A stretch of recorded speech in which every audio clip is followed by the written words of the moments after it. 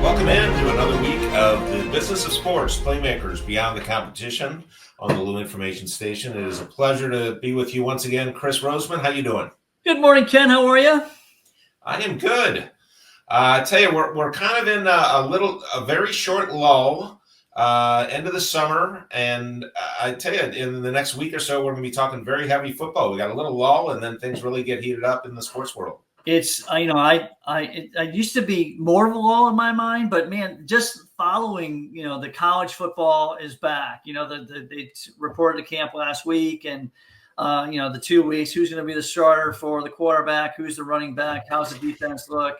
I really enjoy following those stories each and every day. And meanwhile, the structure of the NCAA and how that's going to be moving forward with the Power Four and the Big Four, and just all the different elements that are going on. And it's kind of fun to see in this. There's not a lot of games to watch, right? So it's kind of fun to see how ESPN fills their schedule out with the Ocho and the bike polo and the dog surfing and everything else, these emerging sports. So you wonder what's going to come, because you watch what the NCAA did with they have this emerging sports element. Sand volleyball came out of that, women's sand volleyball, so which is pretty cool. It's a great sport.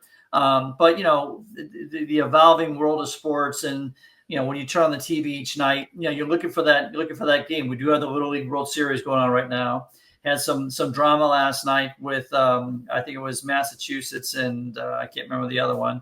But just great stuff. It's sports is driving each and every day, and it's so important in our culture, and it's just fun to follow along.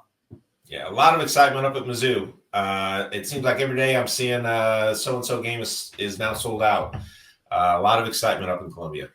Yeah, I mean, Mizzou, it's crazy. They've got I think they're sold out of season tickets. They're sold out of premium. They're sold out of parking. And all the excitement that's going on in campus with the north end zone, that's coming out, and those suites and those club seats and those loge boxes, those are all going to go rather quickly. They're not adding capacity to the venue. They're putting in those hospitality areas, those premium areas in the north side. So, Mizzou football, SEC football is an incredible brand. SEC sports, period. With all the sports that are going on at Mizzou with women's basketball, women's soccer, gymnastics on the women's side, softball, volleyball, are all killing it. The cross country championships, the NCAA cross country championships are coming to Mizzou this year. So there's a lot of activity at the University of Missouri, and it's a good time to be a Mizzou fan. Absolutely. We've got a great guest today. Guy I've gotten to know over the last couple of years, young sports agent, very energetic, has done a lot in a short period of time. And here's our discussion with Jacob Campos. It is our pleasure to be joined by Jacob Campos, who has been a player agent in the new wave of NIL. Jacob, we'll get into your background a bit because it's, for a young guy, very, very complete already. But welcome to the show. Appreciate you joining us. Yeah, Ken. Happy to be on. Great to see you again. Great to see you, Chris, and happy to talk NIL. It's my favorite thing to talk about. Yeah, I tell you are very passionate about it. I'll tell you a story. I was lucky enough to get one of the first few chips we did. We got a nice article by On3 online website. And I tell you what, I got approached by a ton of different agencies. And I got to say, Jacob was the first one that called. And we got a few deals out of that. So, Jacob, talk a little bit about your background. I know a young guy, but you got a lot of experience and kind of what you've been doing in the NIL game. Yeah, Ken, it's always a pleasure to work with you. I started my background is did my undergrad at the University of Oregon. When I got there, they passed the NIL, it was 2021. And I'm actually from the Bay Area, and I had a lot of friends and colleagues that played sports at Oregon. So whether it was a football team, basketball team, was able to have a lot of relationships early in the NIL game. And I pretty much was trying to find ways to make an impact for these kids, whether it was the local sandwich shop, whether it was running a local camp with these guys. I kind of jumped into it early and parlayed that experience into, once I graduated, moving to New York and going to Excel Sports Management. which is a leader in the space. They rep names like Caitlin Clark, Derek Jeter, Nikola Jokic, you name it, and just was really fortunate to work with some of these athletes kind of right off the bat, and had a lot of fun in that, doing a lot of brand partnerships, working day to day with guys, kind of handling, a lot of social media stuff, brand partnerships, outreach, things like that, connected with guys like Ken, and putting together great partnerships like what we did with a few clients there. And since then, have kind of done a lot. I've went to UMass Amherst to do my MBA MS, worked with a couple different agencies and athletes. And honestly, the landscape's changing on a daily, and it's been a lot of fun to just be a part of it. No, it's a lot. You've packed a lot into the first few years of NIL, that's for sure. So, so you got involved fairly early. I think NIL started in 21, and you kind of got involved in the business probably in 22, 23. So, what was it back at the beginning? Excel was probably your first real exposure to it. What was it like? Because agents were kind of feeling their way through it too, weren't they? Yeah, I think everyone was figuring out as it went. No agency was doing it the same. I was lucky enough to work at a place like Excel that, had a lot of market intel and was doing things the right way. I think, things have changed as when I've been here and seen a lot. But I think a lot of the agents were realizing like we got to start working with kids younger. We're talking to kids that are, late middle school, early high school, right? So I think the recruiting process started a bit earlier, and people were really trying to figure out how to get their talent in front of brands. More brands are starting to spend, and we're seeing it more and more. And that's going to continue to go on, and it's exciting. Jacob, it's so cool to have you on. I mean, sometimes we have these seasoned guys that have been around for 40, 50 years, and it's so cool to see the energy. And you kind of go back to your roots where where I got my start. Who knew about NIL at your age? I mean, NIL is such a new thing. And like you said, 2021 when it's kind of surfaced, but what was your motivation? Who's your person that kind of showed you the way? And how'd you find out about this whole industry? Yeah, I think, like I mentioned before, the relationships I had at Oregon, a lot of my friends were starting to get approached by different agents and people trying to represent them and bring them opportunities. And I think for me, it felt like a blue ocean. It's brand new. It's a lot of young cats, a lot of money flying around. And I think for me, just having that kind of personable background and being able to connect with guys is something that kind of separated me. But I think, there's so many people I can name that have helped me and come up in this game. Some I would call out: Chris Rivers, Arun Thadakara. Chris Rivers used to run Adidas, NIL, and now he's at Excel.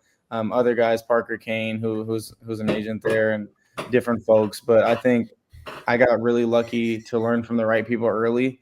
You learn in this game. There's a lot of transactional relationships and a lot of people that are, focused on getting that buck tomorrow or next week. But for me, I've tried to just move with integrity and rub people the right way and just really focus on, these are athletes at the end of the day. And these are young kids that are trying to monetize, their name, image, and likeness. And it's really important that they're around the right people, because someone will tell you something and someone will tell you, these people are doing that. So it's important to just move that way. Yeah, it's interesting. College athletes in general for a long time have always been, I don't want to say targeted, but I think that maybe people trying to use them for this, that, or the other. And that's obviously on steroids now with NIL. I got to think for players, especially college players, having somebody a little bit older, but not much, but a peer like you probably helps from a trust standpoint. And like you said, you got started with friends of yours. So I'd imagine that actually, whereas in some cases youth can work against somebody, I think in your case, it probably helps quite a bit. For sure. A lot of times, athletes are a little more relaxed shoulders, when they're talking to someone younger and that can kind of speak their language. I would say that's one challenge I'm seeing in NIL is a lot of kids are, they're 16, 17, 18, and they're hearing these promises of these, these zeros and commas. And for them, it's all coming at them at once. And Ken, you've probably seen this, but another side of it is like, everyone has that uncle or that cousin that knows what they're doing, and they want to be a part of it, and everyone wants to kind of put their hands on stuff once they see that these kids are going to make real money. So I would say that's one thing that's been super interesting to see, like a bit predatory, in this game. Yeah. And that's one thing that I want to make sure that I've, never get close to, and continue to just move the right way. But yeah, I think the age thing has been somewhat of an advantage so far. Hey Jacob, this NIL, you got NIL, and you've got revenue share, and you got all these different components, and you still have their scholarships that these kids get, and then that's a whole different world. That's in college athletics. But on the NIL side, we all know that our college football has to be supported in a big way, but there's the Olympic sports as well. And so, how much do you delve into the Olympic sports side besides there's men's basketball and football, but the other ones? How much of your time is spent there? I would say the Olympic sports side is actually it does very well. It's really based on how marketable you are, but I've worked with gymnasts and wrestlers and folks in that world that have thousands, hundreds of thousands of followers, and they get a lot of the same brand deals that the football guys get. It's a lot of times for those Olympic sports athletes, they're getting less, obviously, in collectives and that rev sharing piece. But a lot of them have really leaned into the content and the TikTok and the Instagram, what Gen Z really likes nowadays, and been able to grow an audience, and brands really take heed to this, and they like to invest in it. So I would say the Olympic sports do pretty well. A lot of the track athletes, just in my experience working with some athletes at Oregon, have great followings and do really well, and I think that's going to only continue to grow. Yeah, something's been interesting to me, Jacob. When I got started, and again, it sounds like a long time ago, it was 3 years ago, in the NIL stuff, and started talking with agents like yourself. It seemed like most of the motivation was in agents connecting with athletes was really to try to get in with them for when they turned pros, and certainly there was, and that's how they kind of tried to prove themselves. But in a very short time, that has progressed to where they are. I mean, they are trying to get them as clients for now because the money has obviously grown significantly. Yeah, I mean, I would say, not every player is going to go pro, right? And a lot of times nowadays, a lot of kids are going to make most of their money in these 3 to 4 to 5 years when they're in the college sports space.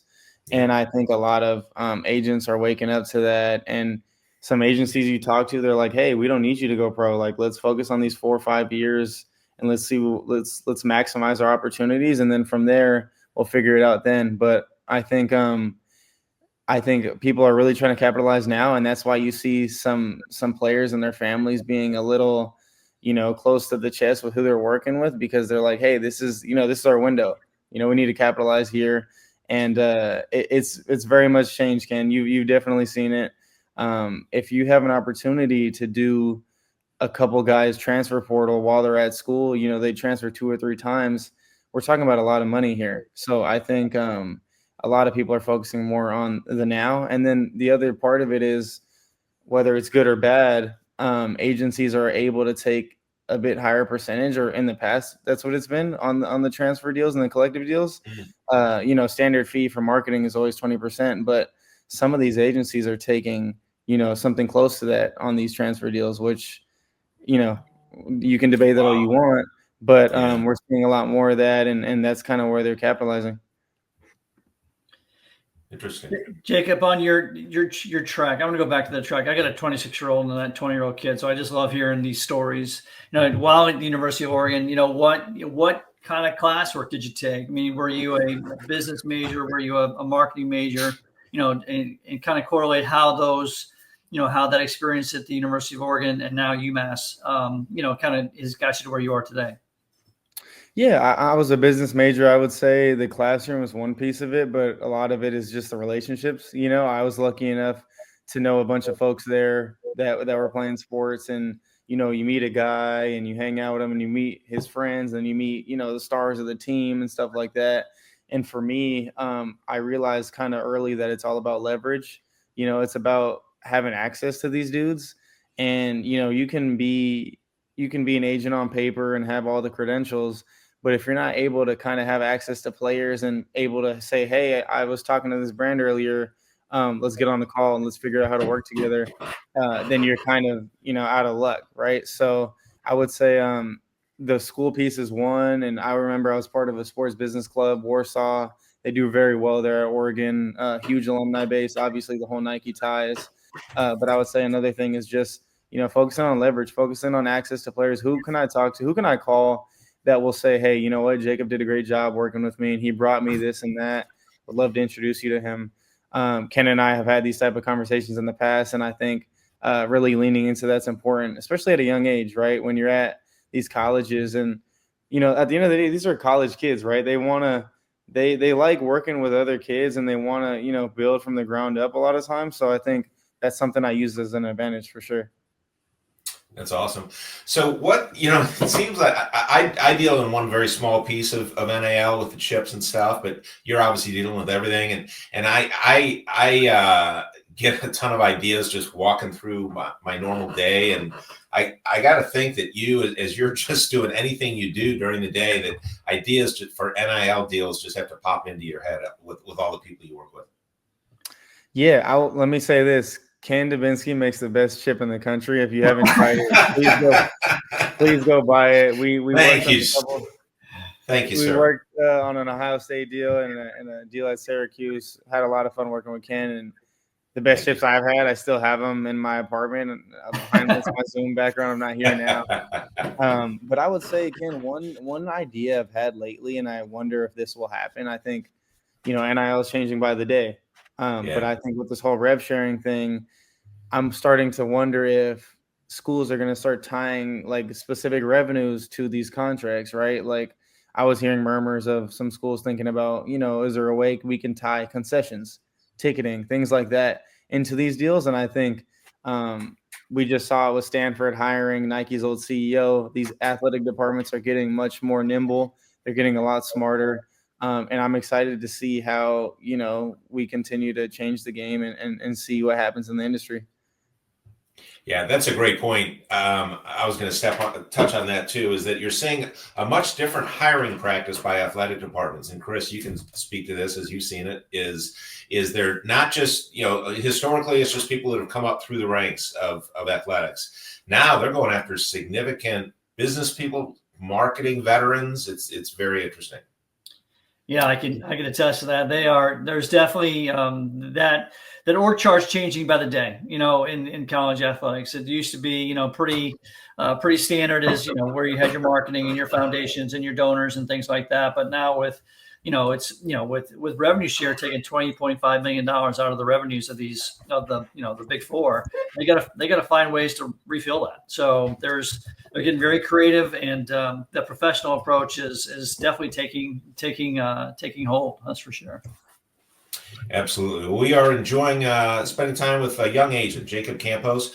We will be back with more with Jacob shortly, but you are listening to Business of Sports, Playmakers Beyond the Competition on the Lou Information Station, live and on demand 24/7 at louinfo.com. We are back with Jacob Campos, a young sports agent. Worked at a number of top agencies already, Excel Sports, now Wasserman, also Raymond Representation. Jacob, in a relatively short time, I bet you've got some great stories. Yeah, Ken, I came with a couple. I would say, there's a bunch of moving parts in NIL, and then the day-to-day is never the same. And there's the good and the bad of it. I would say one that's kind of sticking out lately is the international piece. There's a lot of kids that are, based in, Eastern European, and they come over and they want to play basketball and women's basketball. And it's really interesting figuring out how these agencies have been able to pay them. I was just talking to some folks last night where, there's a lot of legal hoops you have to jump through. And something Jacob, I found, not to interrupt you, but explain a little bit about why the international players are different, because that's interesting. Yeah, so there's this whole jurisdiction around them receiving payment from schools, and it's a huge headache. We can talk about it, for 30 plus minutes, but I would say it's the whole visa piece, right? Like when a kid comes, he's on a student visa, then he's getting paid, and now it's like a headache. They're kind of at risk to, if things are not done the right way, there's a risk of them, having to go back to where their country, Yeah. which is something that a lot of agencies have had to deal with. But I was talking to an agent last night that had this situation, and some agencies are finding ways to pay these kids, and sometimes it's when they do their Battle for Atlantis tournaments and Right. they're in the Bahamas or Cayman Islands. So for me, that was something that I was like, wow, I never thought of it that deeply, and I realized, like, now, I was talking to some assistant coaches a couple weeks ago, and if you're in the transfer portal and you're not able to get guys, and it's towards the end of it, and you're looking to add maybe a couple of roster spots, forward, guard, a lot of these schools are going international now. So that's a whole new piece, and I think we'll start hearing more about it, about the whole, how can I get this kid from Serbia to come here and compensate him and do it without, jeopardizing where he's living or his work. Yeah, no, it's interesting because it's not an NCAA rule. It's actually a U.S. Customs rule that affects them. That they've got the type of student visa they're on, they cannot make money on that. So it's interesting. Yeah, and Ken, I think another one is, like, we were working with a school, you and I together, and sometimes the licensing side is Yeah. tough, right? And there's some headaches. I think you just rung a bell we're talking Oh yeah. about. But a lot of these schools are saying we want our kids to get opportunities, we want to empower them, we want to lean into their business and stuff like that. But then at times you'll hear these stories about when you talk to schools and they're wearing a certain color or a certain, have a certain look, and it's like, oh, you're kind of insinuating our IP, or you're insinuating our marks, and that's a whole other trademark headache we'd have to go through. Ken, the ins and Oh yeah. outs of it. And not everybody has the licensing rights to schools like you have had. But I would say that's another facet that, like, people don't talk about much. Yeah, and let's talk about that a little bit because it's interesting because that was one thing that struck me is when I got into it is the kids now finally have a way they can earn money, and then there is a difference.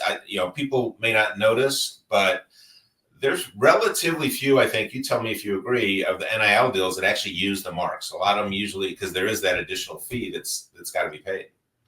It's rare. It's rare. Only time that happens when a guy like you comes around that, knows what he's doing and is able to, cut a deal on the school side and acquire those rights. But yeah, I would say it's rare. And a lot of times, when I'm doing deals or when we're going live with content, we're having to blur out marks. Guys Yeah. can't really wear their blank football shirts and things like that. And I think it's interesting because I'm wondering now, like, as more brands start to spend, are more brands going to start going out to those licensing departments and getting those marks? And I think I'd kind of push this question to you, Ken, like, how much value is it in gathering those marks? Like, how much did that affect the deals you did when you had those? Like, how helpful was it? It does have a value, but I think there's a limit. I think it's the normal licensing fee. I don't want to quote numbers, but it's pretty significant and probably not worth that amount of money. But if you can find a school that buys into it, which I've been lucky to find a couple, it can definitely have a value up to a certain point. So if you can find a kind of a school that wants to be a partner in it and understands, which I think a lot of them do, but understands the value that associating the kids for their deal with the marks, and that maybe it helps to promote everything. I think that can be a really good situation. Jacob, you touched on it earlier about just it's the Wild West, and you got a lot of money flying around, you got a lot of opportunity, things are defined, things are still moving in college athletics. Yeah. And now, these third parties that are out there, like the Learfields, and like, how often are you working with a Learfield and those third parties?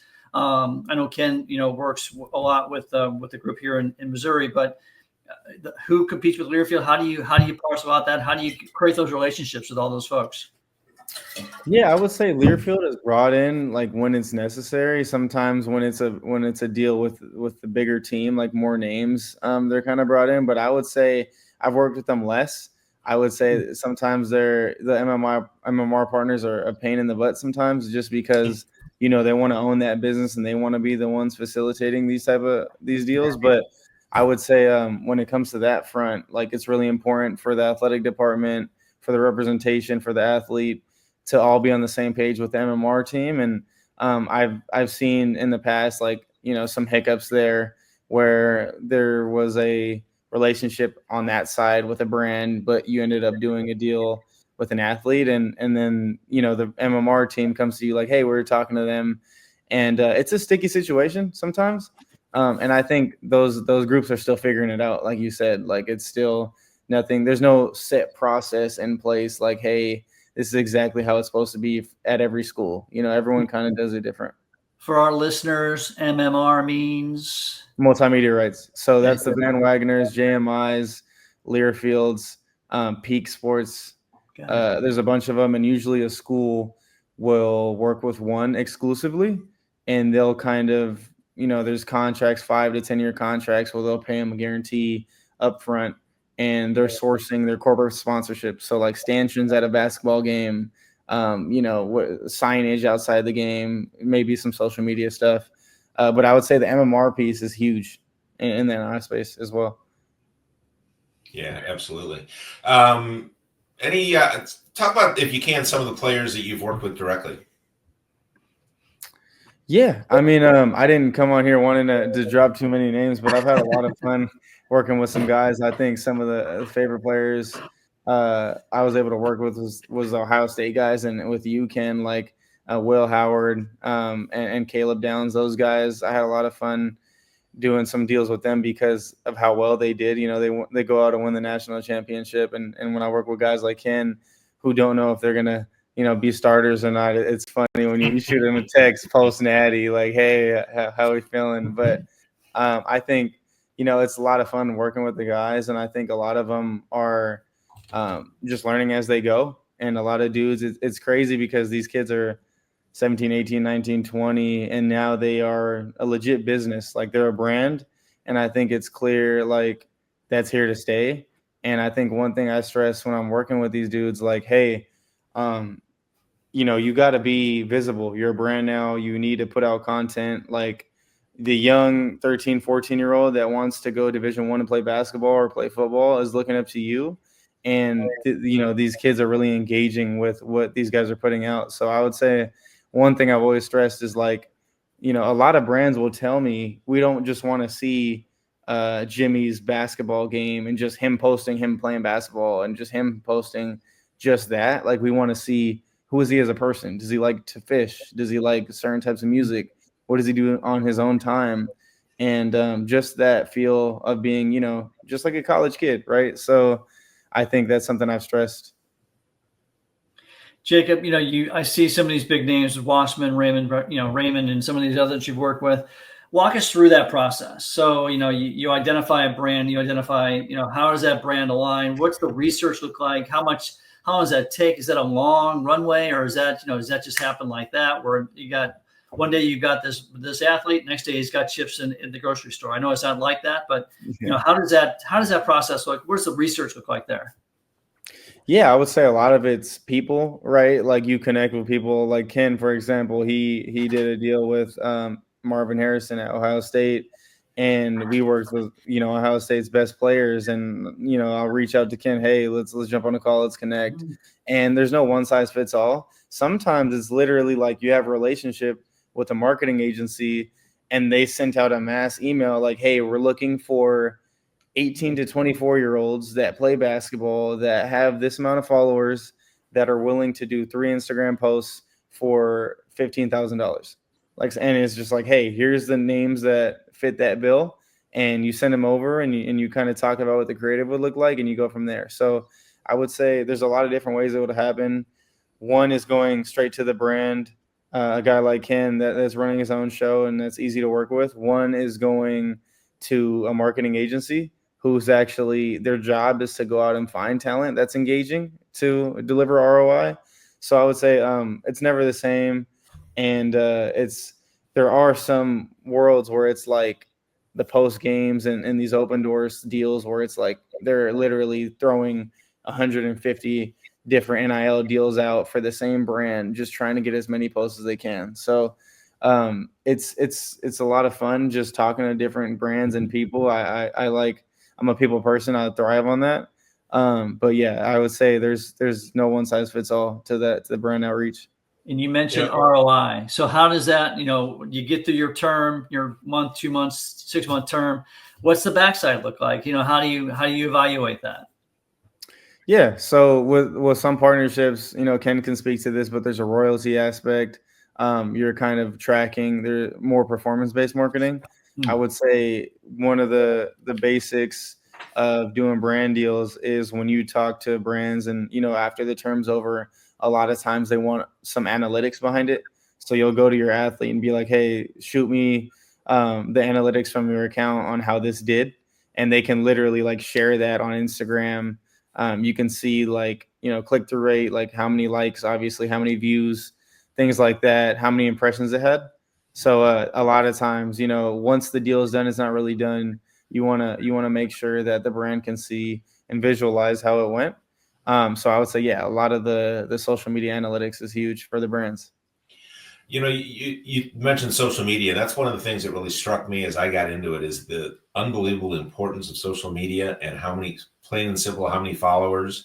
And I'd imagine more and more that's something that that you as an agent have to work with the kids to really cultivate their following and understand that it really is a money making. The more followers they have, the more valuable they are. Plain and simple. 100%. It's pretty much one of the most powerful drivers in NIL. You'll see times when big brands, I'm throwing a name out there like a Celsius. This is just hypothetical. They'll do a campaign with like schools that they have a deal with. So let's say they have Duke, North Carolina, Oregon, Texas, right? Some of the times they'll procure talent that is the best on the field, and then some of the times it's like who has the most engagement. And sometimes those guys don't even they play 10, 15 minutes a game, but they probably did better on the ROI side just because of their followers and the reach, right? So I would say social media is huge. You've seen, some guys that have engaging followings that do much better than guys that are way better than them at their sport, right? And I think now it's kind of a two-pronged approach for these agencies because it's like, okay, I have the guy that's super marketable and that's, doing the content, doing the TikTok, the day in the life stuff that is going to monetize that. And then I have the guy that has 2,000 followers, but he's a 6'7" wing that can guard any position and that can shoot the ball. And he's going to make X amount of money in the transfer portal. So, and then you have the unicorns that do both, right? So Yeah. I think for agencies, it's tough because you want both of that and you want to build the guy up to that following. So it's really interesting to see now, and I think like you said, like I'm always telling people like post as much as you can, man. Like I know it seems daunting, but this is your brand. It's kind of like your job, right? Yeah. If you want to make these dollars on the marketing side, you're gonna have to do that. And a lot of times players are like, well, this guy on my team got this deal, and this guy I'm looking around, this guy I played AAU with got this deal, and it's like, dude, yeah, because they post and they're engaging and they post more than just their basketball highlights. Like they post, kind of who they are, and brands are attracted to that. Jacob, do you have like you got these kids? They're 18 to 23 years old. They're coming into you. Is there a how to? Is there a class? Are you taking these kids and walking through the process of how to create more followers, how to create more clicks? Do you get to that kind of detail, or is it just a matter they have to come with that and then you kind of find a place for them? I think it's different case to case. Some guys are like, I don't want to post, bro. Like I don't care about the marketing. Like I'm focused on basketball. I'm a basketball head. I'm in the gym all day. Like that's what I'm focused on. I would say at these big agencies like a Wasserman and Excel, a lot of them have marketing managers. And these are some of the best social media folks in the sports business that literally will send them like photos like, hey, use this caption here, post this, go live with this. And a lot of times, like even for the brand deals, a lot of times it's someone else handling.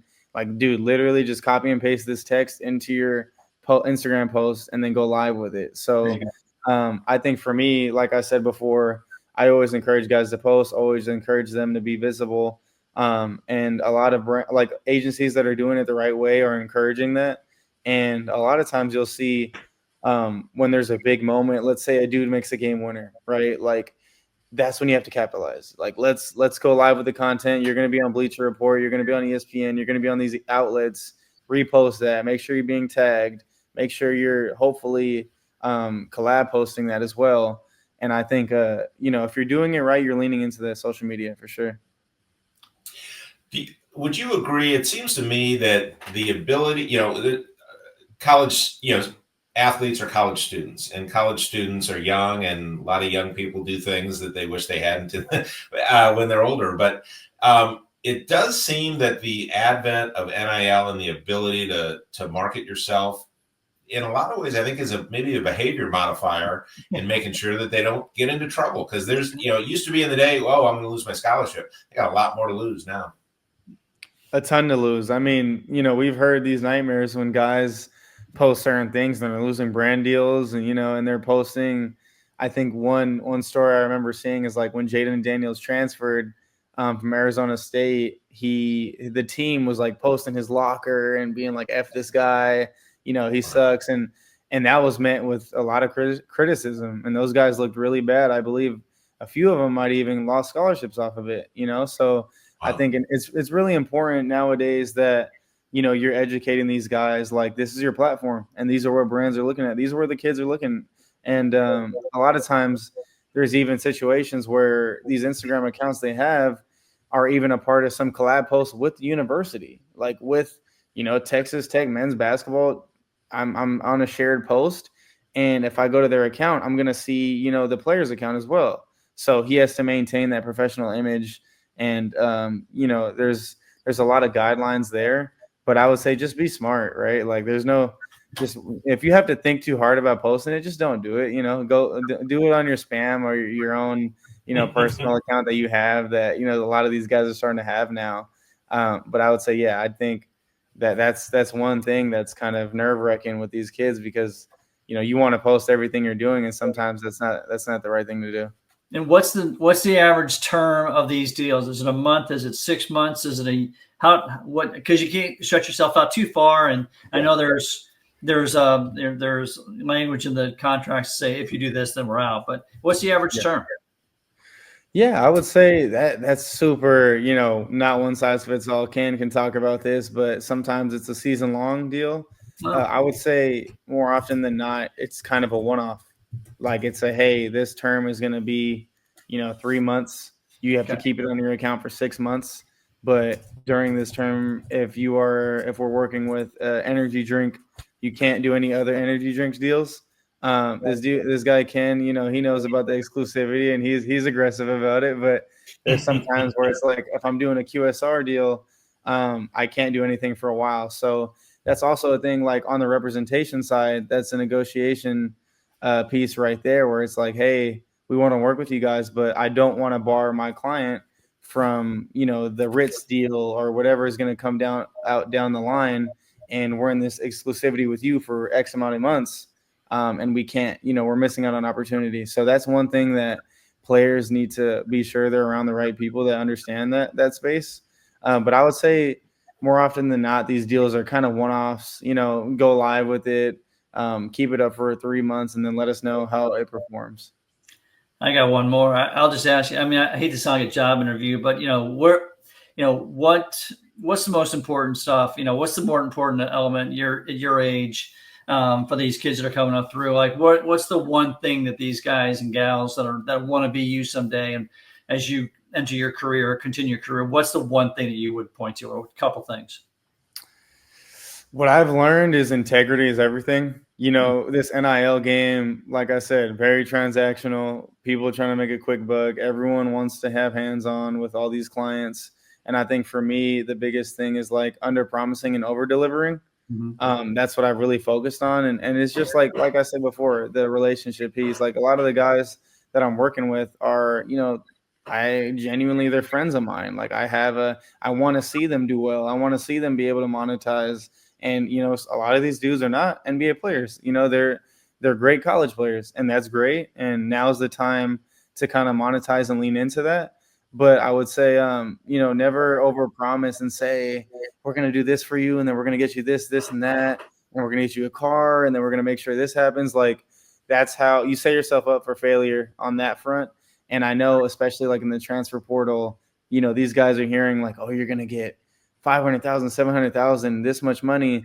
And sometimes it's slow, it's not that, right? And now the player's looking at you like, I trusted you with my career and my next steps. And, you told me this, and that. And then when I got to the table, it was something much different. Right. So I think the people aspect's so huge. And for me, like, I've tried to make sure that, don't burn any bridges, make sure, and even if you don't end up working together or anything like that, hey, still rooting for you, would love to stay close, and we'll kind of revisit this conversation. But overall, the people aspect, just moving with integrity, is the biggest thing to me.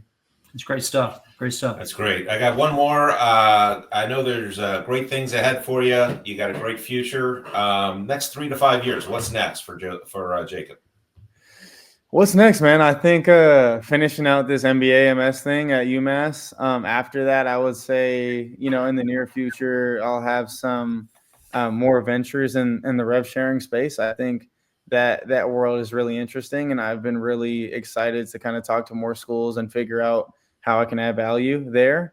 And I think lastly is like starting to have my own, book of business with my own, extended client list, where I have more guys that I'm facilitating these transfer deals with and facilitating marketing deals, as I always have. But after that, I think President of the United States would be the next move. Well, you got my vote. I got to tell you, it's been great getting to know you over the last couple of years. Really enjoyed this discussion. Great things ahead for you. I can't wait to see them, and really appreciate you joining us. Thanks, Jacob. Nice to see you. Nice to meet you. Chris, great to meet you. Ken, always a pleasure. I would love to jump back on with you guys in the near future, and I had a lot of fun, and I'll continue to listen and watch you guys. And I hope you have a great weekend and rest of your week. Really enjoyed talking to Jacob. Good guy, and it's an interesting dynamic, because now it used to be the seasoned sports agent, the older guy, been around for a while with the pro athletes, and now with the college athletes, I think the younger actually skews better. And Chris, you mentioned it. Their familiarity with social media and everything new and the marketing ways now, I think it's a different world in that way. Yeah, it is the evolution of sports is incredible. You hit the nail on the head with the old sports agent and the fedora hat and the cigar and and the backstage deal. I mean, I was never a sports agent, but all those elements that go into it, and then they're still there. There's still the elements of the legal and the insurance and the admin and all that stuff. But the day to day of what Jacob does is the relationships and how to really identify with these young women and men that are in these sports. And it's a new world where they could actually monetize their value. I thought it was fascinating. You have 4 to 5 years in that college career where they're making money, and after that, most of them aren't making money. I mean, that's their window of time to make money, and to be in that space, you kind of got to know what you're talking about. And my daughter and my son are on this TikTok and Instagram and all that stuff, and they know how to post and caption and collage and video and all that kind of fun stuff. You got to know how to talk the talk and walk the walk, and he certainly can. So he's got a big career ahead of him.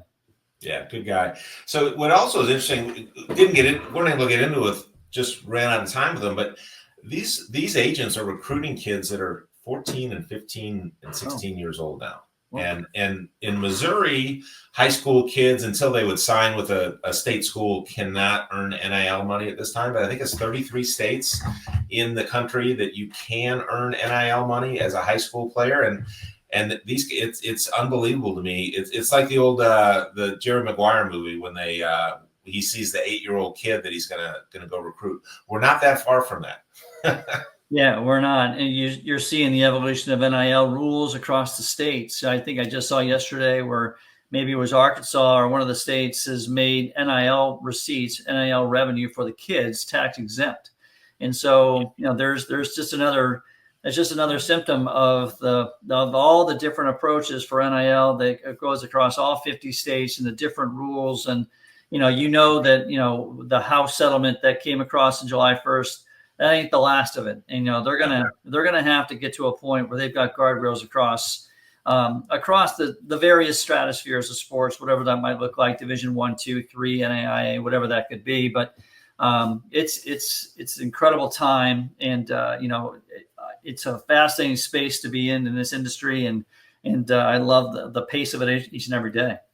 Yeah, it really is. And you mentioned Arkansas, and there's a few other states that are trying to do that with making NIL earnings tax exempt. Everybody's trying to get an edge, and I think that's what is probably, it's taken a while, but to be some type of national guardrails around everybody being on the same playing field, no pun intended.